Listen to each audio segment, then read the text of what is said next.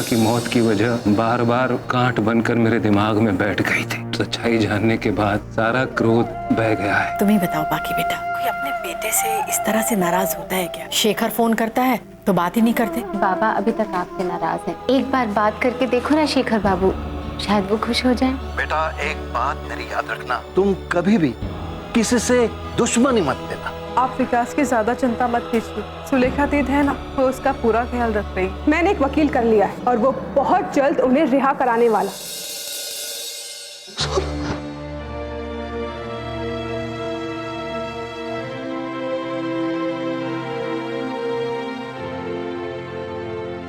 सोनू,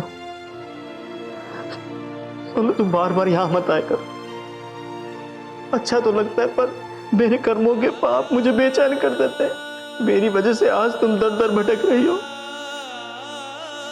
मैं जानता सारे गांव वाले तुझ पर हंसते होंगे, सभी तुझे जली कटी सुनाते होंगे। इसका पति मुजरिम है और जेल में बंद है। आप ऐसा मत कहिए। मैं तो आपको ये बताने आई हूँ कि आपको चिंता करने की कोई जरूरत नहीं है। मैं एक वकील से मिली हूँ और मैंने उसे आपके केस के बारे में सब कुछ बता दिया है और उसने कहा है कि वो 1 हफ्ते में आपके कागज तैयार कर लेगा और आप बहुत जल्द जेल से बाहर होंगे। सोनू, तू इस कोर्ट कचहरी के चक्कर में मत पड़। ये हम गरीबों के लिए नहीं होते। सोनू, अगर गरीब आदमी इस कोर्ट कचहरी के चक्कर में आ जाए तो उसका सब कुछ बर्बाद हो जाता है। मेरी बात मान, तू रिहाई की चिंता छोड़ दे। जब किस्मत में लिखा होगा तब जेल से बाहर आ जाऊं। देखिए, मैं विकास और सुलेखा दीद की तरह हाथ पे हाथ रख के नहीं बैठ सकती। अब मुझे मेरी तरफ से कोशिश करने दीजिए। और वैसे भी जब तक आप जेल में हैं, मेरे लिए घर भी जेल ही है। तेरे अकेले हाथ पैर मारने से कुछ नहीं होगा। मैंने तुझे कहा है ना, प्रधान जी जब जेल से छूटेंगे तो वो मुझे भी छुड़वा लेंगे। अरे वो क्या तुम्हें छुड़ाएगा? वो तो खुद मेरे आगे हाथ पैर जोड़े खड़ा है कि मुझे जेल से बाहर निकालो। उसने सब तरीके से सारी कोशिशें करके देख ली, कोई पूछने वाला नहीं है। सुन, तू मुझे मेरी किस्मत पर छोड़ दे। जैसे मालती, पूरन जी वो लोग सजा काट रहे हैं ना, तो मैं भी सजा काट लूंगा। देखिए, मैं सुलेखा दीद और विकास की तरह पढ़ी लिखी तो नहीं और ना ही बहुत समझदार हूँ, गंवार हूँ, मगर इतना जरूर जानती हूँ कि अगर हमारे समाज में पति के ऊपर पत्नी की सुरक्षा और सुख की जिम्मेदारी हो तो पत्नी का कुछ फर्ज तो बनता है। और आप यहाँ मुसीबत में हो और मैं बाहर सुख की रोटियां तोड़ूंगी, आप सोच भी कैसे सकते हैं? मैं अपनी आखिरी सांस चलने तक पूरी कोशिश करती रहूंगी, हार नहीं मानूंगी। एक तू जो मुझे मुसीबत में नहीं देख सकती और एक मैं हूं, मैंने तेरे लिए मुसीबतों का पहाड़ खड़ा कर दिया। देखिए, जो भी हुआ आप उसे भूल जाइए। और इंसान अगर अपनी गलती मान लेता है तो उसका आधा दोष तो वहीं दूर हो जाता है। और मैं तो बस इतना चाहती हूँ, आप पूरन का साथ देने की गलती दोबारा ना दोहराए। बस फिर आप देखिएगा सब ठीक हो जाएगा। और वकील साहब ने कहा है कि वो जल्द से जल्द तुम्हें रिहा कराएंगे। आप चिंता मत कीजिए, सब ठीक हो जाएगा। आपका टाइम खत्म हो गया, जाइए।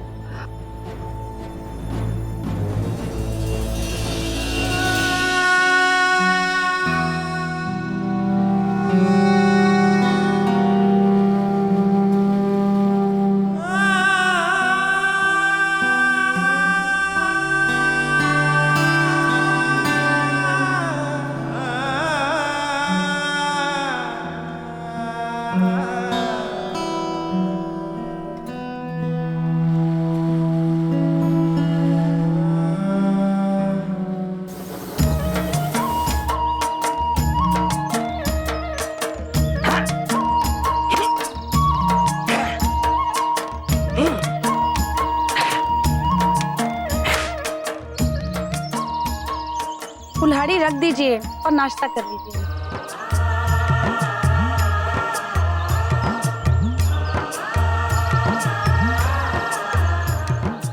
तुमने कुछ खाया?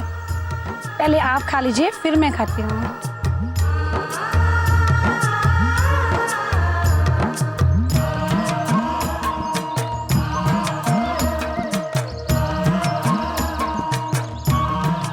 गांव की औरतों की यही समस्या है कि तुमको पता है तुम्हारी दवाई चल रही है, तुम्हें समय पर खाना जरूरी है, ये बात तुम लोग समझते क्यों नहीं? आप जानते हैं ना कि आपको खिलाए बिना खाना मेरे गले से नहीं उतरता, फिर भी आप ऐसी बातें क्यों करते हैं? रमा, मैं तो सिर्फ ये चाहता हूँ, शेखर बाबू ने तुम्हें जो दवाएं दी हैं उसे नियमित खाना है ना, खाना खाने के बाद खाना है। अच्छा ठीक है, मैं दवा का ध्यान रखूंगी, पर एक दूसरी बात सुनिए ना। मैंने सुना है कि आयुर्वेद में एक दवा है जिससे बेटा होता है। आप जेठ जी से पूछिए ना, या फिर अम्मा जी से। सब बेकार की बातें हैं, ऐसा कुछ नहीं होता है, ना तो इसमें डॉक्टर कुछ कर सकता है ना वैद्य। बेटा बेटी होना सिर्फ एक संयोग की बात है, फिर बेटा हो या बेटी क्या फर्क पड़ता है? तुम पड़ोसियों की बात सुन लेती हो और खामखा परेशान होती रहती हो। अच्छा ठीक है, अब नाश्ता तो कर लीजिए। आपको मालूम है विकास को भूत सवार हो गया है, और शेखर बाबू हैं कि दवा इलाज करने में लगे हैं। कोई उसे तांत्रिक ओझा के पास क्यों नहीं ले जा रहा है? बताइए, ये भूत प्रेत भी दवाइयों से भागते हैं भला? रमा, ये सब बेकार की बातें हैं, भूत प्रेत कुछ नहीं होता है। तांत्रिक ओझा सब पैसा कमाने के चक्कर में लगे रहते हैं। देखो, आदमी दो तरह के होते हैं, जिसका मन मजबूत होता है वो तो अपना काम सब अच्छे से चला लेता है, जिसका मन कमजोर होता है वो अपनी ही बात को बार बार दोहराता रहता है, उसे भ्रम होने लगता है कि भूत है भूत है। भूत प्रेत कुछ नहीं होता है। आप भी ना शहर से आने के बाद शहरी लोगों जैसे ही बातें करने लगे हैं। बताइए, अगर उसको भूत नहीं लगा तो वो ऐसे रात में उठकर नाचने गाने क्यों लगता है? जब भूत किसी को लगता है ना, आदमी सो जाता है और भूत जागता रहता है और वही सब कुछ करता है। आपको मालूम है, तांत्रिक ओझा भूत को अपने मंत्र तंत्र से भगा देते हैं। रमा, ये सब गंवारों का पुराण है, मनगढ़ंत बातें हैं सिर्फ। तांत्रिक ओझा ने जो बता दिया उसी पर हम लोग विश्वास करने लगे। देखो, विज्ञान कितना आगे बढ़ गया, फिर भी हम लोग भूत प्रेत के चक्कर में पड़े रहते हैं, उन पर विश्वास करते रहते हैं। लोग अपना भूत प्रेत उतरवाने के चक्कर में तांत्रिक ओझा के पास चले जाते हैं और अच्छे खासे पैसे फूंक के चले आते हैं। अगर वही पैसे बचा कर रखे हैं, अपने बच्चों की पढ़ाई में लगावें, तो शायद ये भूत प्रेत ना आए, उनके बच्चे भूत प्रेत ना देखें। अच्छा, और जिसने भूत देखा है आप उसकी बात भी नहीं मानोगे? अच्छा, भूत होता है? तुमने भूत देखा है? बताओ बताओ, कैसा होता है? मैंने नहीं, मेरी ईजा ने देखा है। वो हमेशा मुझे भूत की कहानियां सुनाया करती थी। अरे पगली, तुम्हारी ईजा नहीं, सबकी ईजा ऐसी कहानियां सुनाया करती हैं कि भूत होता है, और वो कहानियां हम लोग सुन सुन करके हमारे दिमाग में बातें बैठ जाती हैं कि भूत होता है। अरे पगली, भूत प्रेत कुछ नहीं होता है, आदमी का मन ही सारे खेल रचता है। हमने अंधेरे में कोई चीज देख ली, हमको एक साया नजर आया और उसी को हम भूत समझ बैठे। हमारा मन जो कमजोर होता है वो उस पर हावी हो जाता है। जो हम बचपन से सुनते आते हैं वही हमारे दिमाग में बैठा होता है, और यही कहानियां सुनाई जाती हैं बच्चों को। अरे पंडित ओझा लोग जो होते हैं ना, पैसा कमाने के चक्कर में समाज में भय फैलाते रहते हैं ताकि भूत प्रेत पर लोग विश्वास करें, उनके पास भूत प्रेत उतरवाने के चक्कर में आए। अरे कुछ नहीं, ये सिर्फ समाज से पैसा लूटते रहते हैं। तब तो आप भगवान को मानना भी बंद कर देंगे। भगवान है, शिष्ट है तो उसका रचयिता भी है। भगवान का अस्तित्व है, लेकिन ये भूत प्रेत सब इंसानों के बनाए हुए हैं, सिर्फ वहम है, कुछ नहीं है। भूत प्रेत का चक्कर छोड़ो, जाओ कुछ खा लो और दवाई खा लो। तब तक मैं लकड़ियां चीर देता हूँ, ठीक है?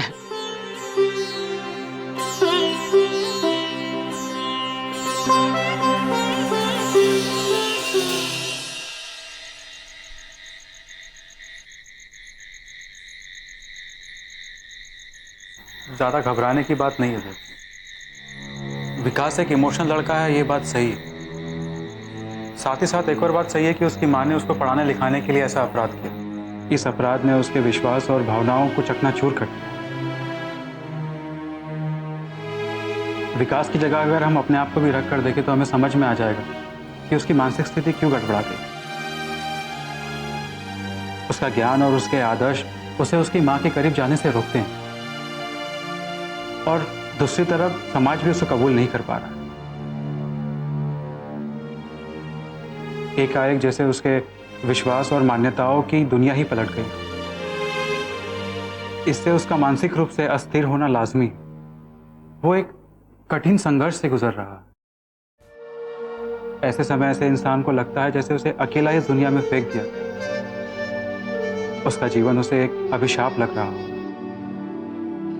अगर हम उसके लिए कुछ कर सकते हैं तो वो यही कि हमें उसे कभी ये एहसास नहीं होने देना चाहिए कि वो अकेला है और कोई उसी के साथ नहीं। हमें उसे अपने आप से संघर्ष करने और दुनिया की कड़वी सच्चाई को समझने का वक्त देना चाहिए। अगर हम उसे ये बताएंगे या एहसास दिलाएंगे कि वो पागल हो गया है या कोई मनोरोगी हो गया है तो इससे उसका रोग और बढ़ जाएगा। हाँ, सुलेखा काकी भी बता रही थी कि कल रात उसकी हालत बहुत खराब थी। रात भर दिया जलाकर अपने आप से बातें कर रहा था। मुझे लगता है हमें जल्द से जल्द उसे किसी अच्छे साइकियाट्रिस्ट को दिखाना पड़ेगा।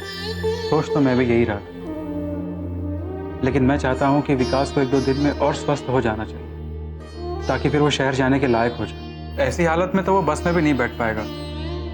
मैं कल ही साइकियाट्रिस्ट से बात करता हूँ।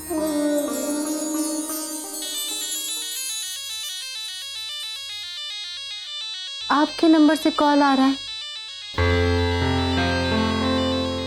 लगता अस्पताल में छूट गया, शायद सकाराम कर रहा हो।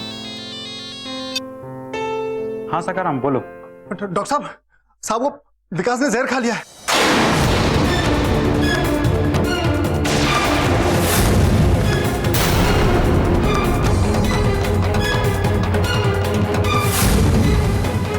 आप जल्दी आ जाइए। तो देखा काकी उसे अस्पताल लेके आई है, उसकी हालत बहुत खराब है।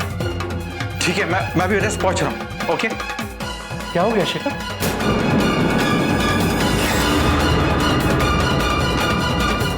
विकास ने जहर पी लिया है।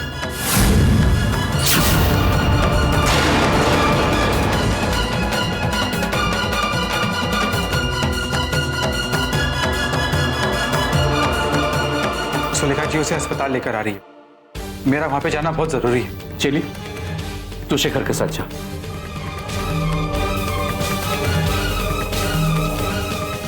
ध्यान से जाना चली। जा, मैं भी कुछ जड़ी बूटियां लेकर जा रहा हूँ। हाँ हाँ।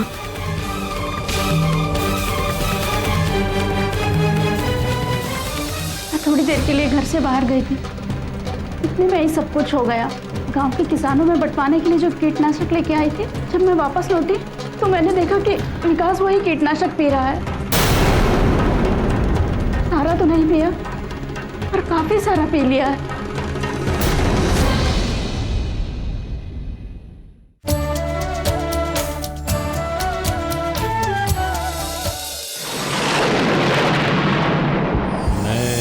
चिन्दन्ति शस्त्राणि नैनं दहति पावकः न चैनं क्लेयते यन्त्यापो न शोष्यतः मारुतः।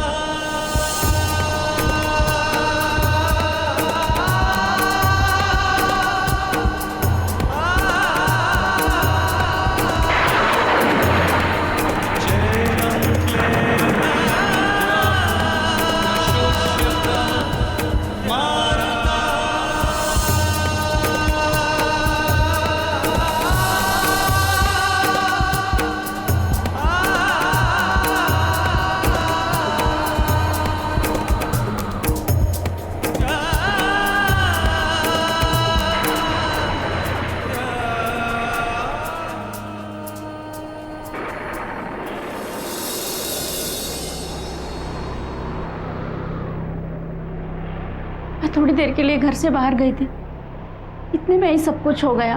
गांव के किसानों में बंटवाने के लिए जो कीटनाशक लेके आई थी, जब मैं वापस लौटी तो मैंने देखा कि विकास वही कीटनाशक पी रहा है।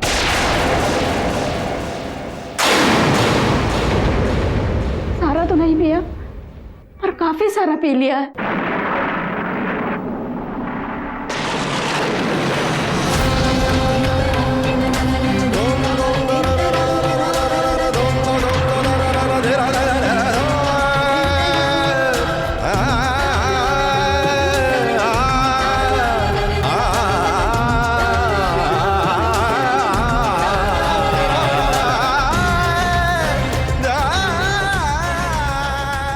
शिखर, जहर बहुत तेजी से फैल रहा है। इसी रफ्तार से तेजी से काटने वाली कोई दवा देनी पड़ेगी।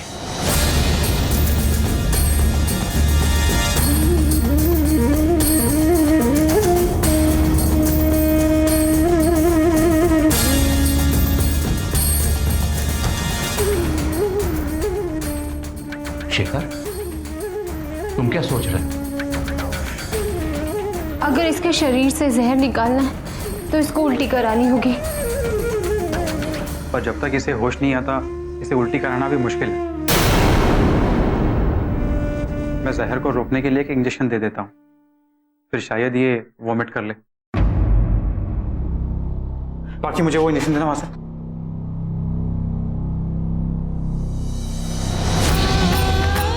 कुछ तो गड़बड़ है।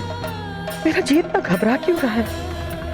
कहीं कहीं मेरे बेटे को कुछ हुआ तो नहीं? नहीं, भगवान, जो सजा देना है मुझे देना। मेरे बेटे को माफ करना। मैं पापन हूँ, हत्यारन हूँ, लुटेरन हूँ। मेरा बेटा बेकसूर है। भगवान उसे सलामत रखना, सलामत रखना भगवान, सलामत रखना।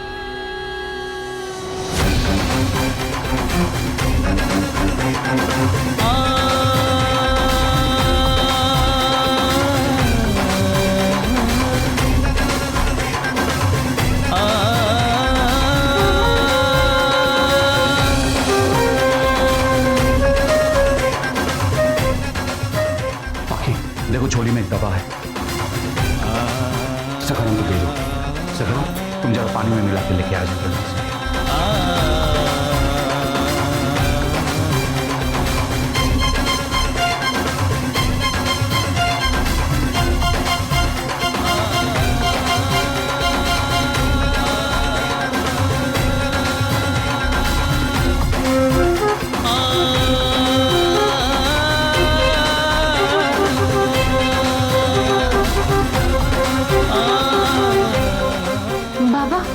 विकास का शरीर तो नीला पड़ता जा रहा है।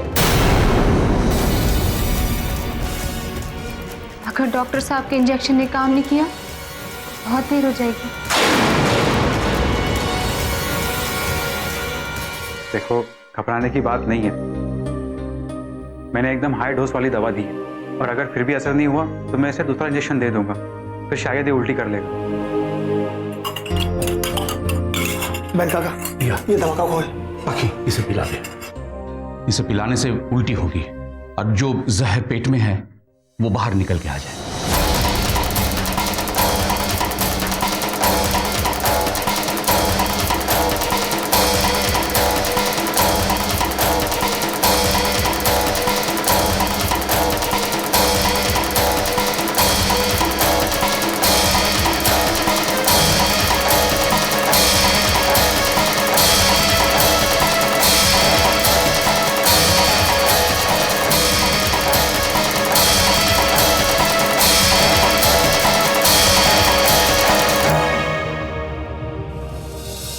जी साहब। ग्लूकोज की दूसरी बोतल तैयार रखना। जी साहब।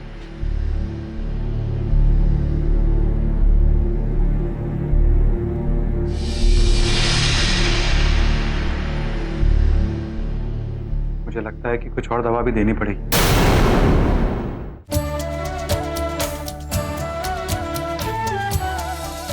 सकाराम, ग्लूकोज की बोतल लेकर आओ।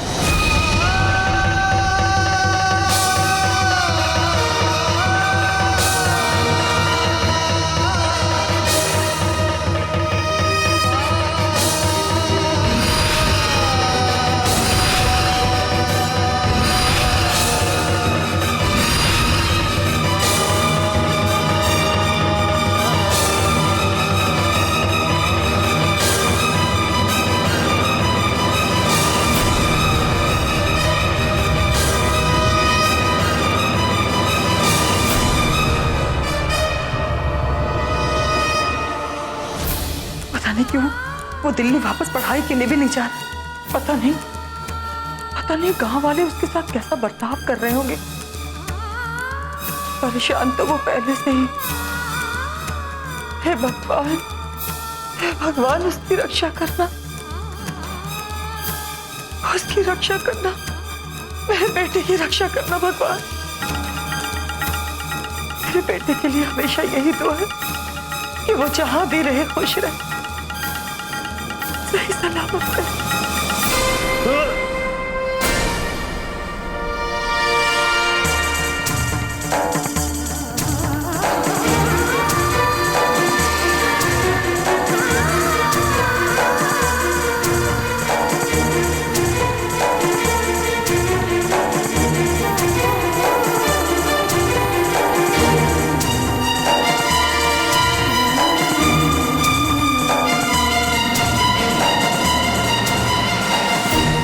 काकी, मुझे लगता है कि जहर अभी भी शरीर में है। तुम जल्दी से घर जाओ, ईजा से पूछकर दवा लेके आओ।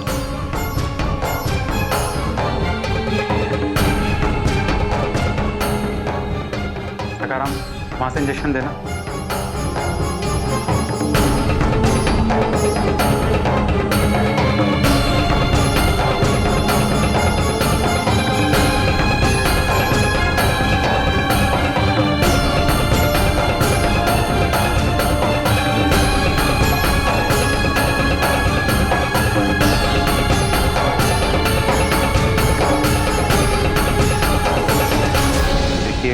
ज़्यादा घबराने की बात नहीं है, अब सब कुछ कंट्रोल हो गया।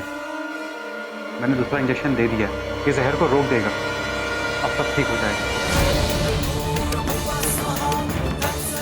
सकाराम जी साहब, ग्लूकोज की दूसरी बोतल तैयार रखना। जी साहब।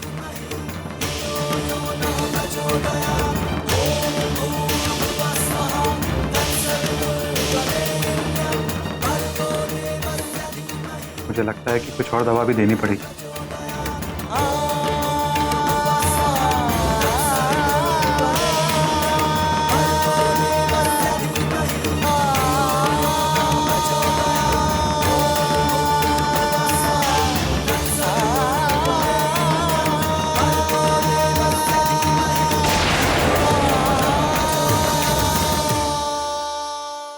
छोड़िए मुझे, एक सीधे साधे लड़के को जान देने पर मजबूर करके अब आप बहुत बड़ी हिमायती बन रही हैं।